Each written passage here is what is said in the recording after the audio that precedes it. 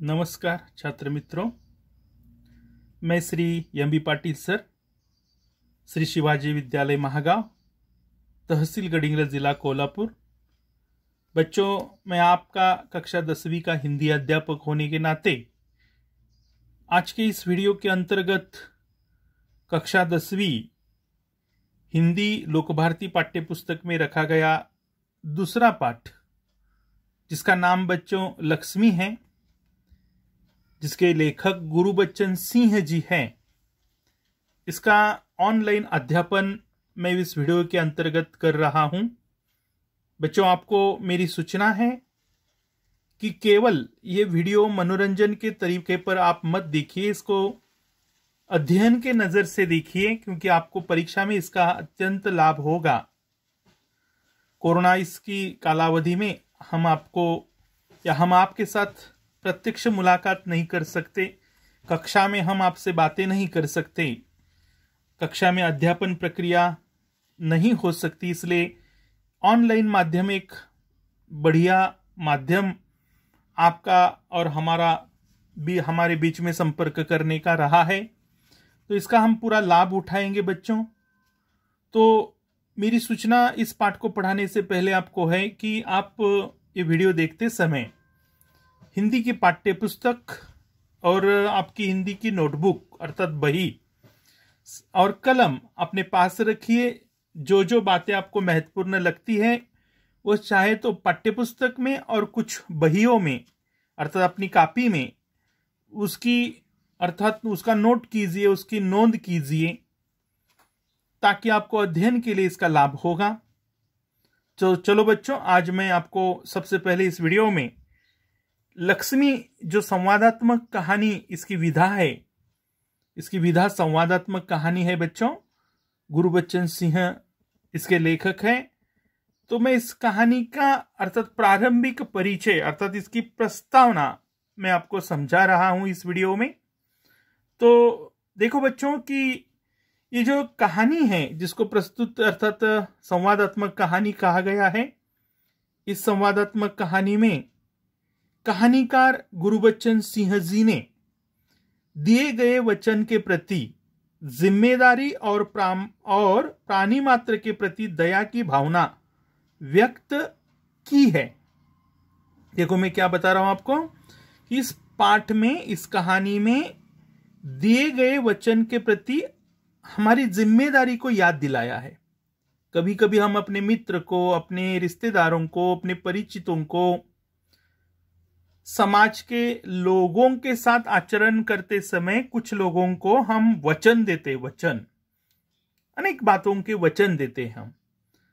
किसी व्यवहार का वचन होता है, किसी काम का वचन होता है, किसी नाते का वचन होता है, किसी जिम्मेदारी का वचन होता है।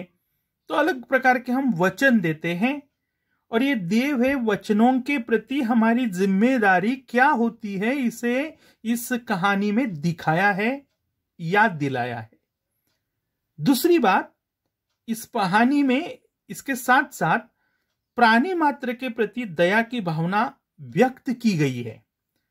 प्राणी मात्र यानी पशु, अर्थात जो बोल नहीं सकते हमारी तरह पशु, इन पशुओं के प्रति दया की भावना, दया यानी सहानुभूति, दया की भावना व्यक्त की है।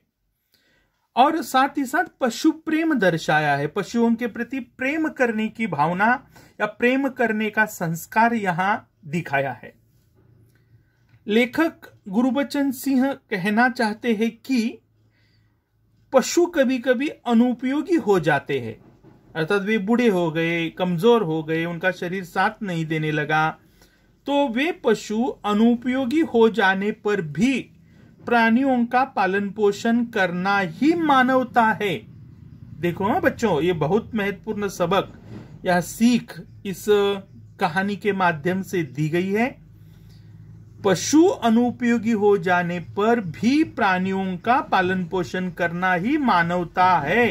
ये महत्वपूर्ण बात इस कहानी में सिखाई गई है। अगर कोई पशु अनुपयोगी हो जाता है, उसका हमारे लिए कोई लाभ नहीं रहता, वो काम करने में कमजोर है। मान लो कि कोई बैल है और वो बैल काम करने में कमजोर हो गया है, समझो, वह उसकी ताकत नहीं रही, पहले जैसा खेती में वो हल नहीं खींच सकता या खेती बाड़ी के काम नहीं कर सकता, तो वो बैल पालने वाले किसान को ये जिम्मेदारी है उस किसान की कि उसको बुढ़ापे में उसका पालन पोषण करे, बुढ़ापे में भी उस बैल की सेवा करे।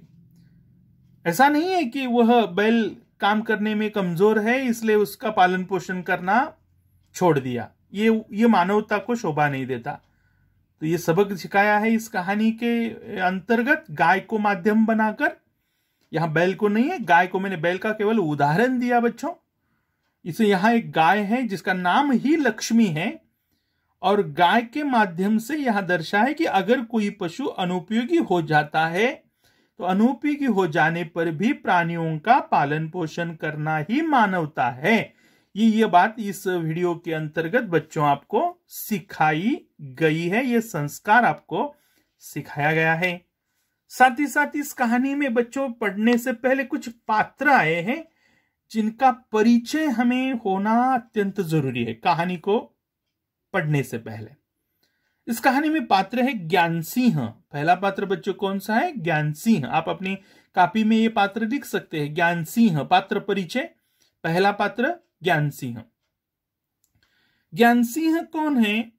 तो ये ज्ञान सिंह जाति से देखे गए तो सिख है, सिख, और मवेशियों के शौकीन है। मवेशियों के शौकीन यानी पशुओं के शौकीन, पशुओं को पालना इनका शौक है। और करामत अली यहां दूसरा पात्र है। करामत अली और ज्ञान सिंह ये दोनों मित्र हैं। ज्ञान सिंह और करामत अली दोनों मित्र हैं और एक दूसरे के पड़ोसी हैं। और साथ ही साथ ये ज्ञान सिंह और करामत अली कौन बच्चों? ज्ञान सिंह का मित्र। ज्ञान सिंह और करामत अली दोनों मित्र हैं, एक दूसरे के पड़ोसी है, पड़ोसी। एक ही कारखाने में, एक ही विभाग में काम करते हैं। एक ही कारखाने में, एक ही विभाग में भी काम करते हैं, दोनों अच्छे मित्र हैं। तीसरा पात्र है बच्चों रहमान। ये रहमान करामत अली का बेटा है। ये रहमान कौन है? करामत अली का बेटा है। रमजानी, चौथा पात्र रमजानी। रमजानी यह करामत अली की बहू है।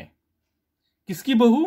करामत अली की बहू है, रहमान की बीबी है, अर्थात रहमान की पत्नी है। लक्ष्मी कौन है? ये लक्ष्मी कहानी का नाम ही है बच्चों, देखो तो लक्ष्मी समझ लेना अत्यंत जरूरी है। लक्ष्मी एक जर्सी गाय है। लक्ष्मी एक कौन है? लक्ष्मी एक जर्सी गाय है। उसकी उम्र अधेड़ उम्र है, अधेड़ उम्र की जर्सी गाय। अधेड़ उम्र की जर्सी गाय यानी वो जवान भी नहीं है और बूढ़ी भी नहीं है, इसके बीच की उसकी उम्र है, अधेड़ उम्र कहते हैं उसको। देखो मैं क्या कह रहा हूं, जवान भी नहीं और अत्यंत बूढ़ी भी नहीं, इसके बीच की जो उम्र है जिसको प्रौढ़ कहते हैं हम मराठी में, ये अधेड़ उम्र की वह जर्सी गाय है। लक्ष्मी कौन समझ में आया? अधेड़ उम्र की जर्सी गाय। गाय की नस्ल कौन सी? जर्सी। गाय का नाम क्या बच्चों? लक्ष्मी। तो ये यहां महत्वपूर्ण पात्र है। यहां एक नईम चाचा, यहां नईम एक नाम आया है, नईम पात्र है। ये करामत अली का साथी है। ये करामत अली जो है ना उनका साथी है, अर्थात उनका दोस्त है वो भी। तो इस प्रकार इतने महत्वपूर्ण पात्र हैं। इन पात्रों के बीच में ये लक्ष्मी कहानी आगे बढ़ती है, जिसका अध्यापन मैं बच्चों अगले वीडियो के अंतर्गत आपको करा रहा हूं। तब तक बच्चों आपकी जिम्मेदारी ये बनती है कि आप जितनी बातें, पाठ परिचय जो आपको समझाया है, पात्र परिचय आपको समझाए हैं, इसके पहले आपको मैंने शब्दार्थ भी आपको ऑनलाइन तरीके से भेजे हैं, तो उनका वाचन कीजिए, उसको समझिए, ये वीडियो दोबारा देखिए और जितनी बातें समझाई है वो ध्यान से समझने का प्रयास कीजिए। तब तक आपका दिन शुभ रहे, मंगलमय रहे। आपसे मैं विदा लेता हूं आज के इस वीडियो में। फिर मिलते हैं बच्चों। धन्यवाद।